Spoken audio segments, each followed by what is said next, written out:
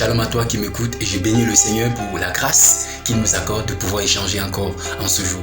La Bible déclare qu'après, pendant la mort de Jésus-Christ sur la croix, à l'instant où il rendit l'esprit, le voile du temple s'est déchiré en deux, du haut vers le bas.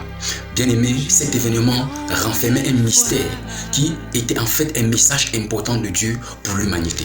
En réalité, après la chute de l'homme dans le jardin d'Éden, Dieu a chassé l'homme du jardin d'Éden et a placé deux chérubins protecteurs qui avaient la responsabilité d'empêcher à l'homme de s'approcher de l'arbre de la vie.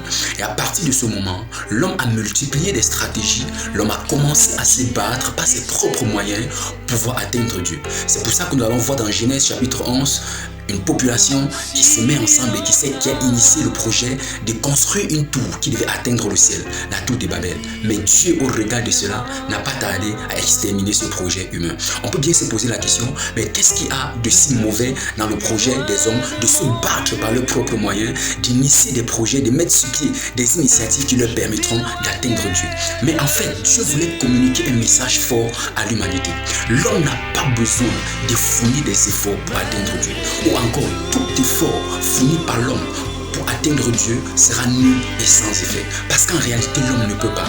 Dieu est tellement haut, Dieu est tellement grand que nos efforts ne pourront pas nous permettre d'atteindre sa majesté, sa sainteté, sa justice et sa pureté. C'est pour ça que pendant la mort de Jésus-Christ, le voile du temple s'est déchiré en deux, du haut vers le bas.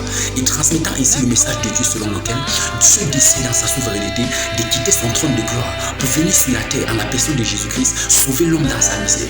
De quitter son trône de sainteté pour venir sur la terre en la personne de Jésus-Christ, sauver l'homme dans son impureté, dans son péché.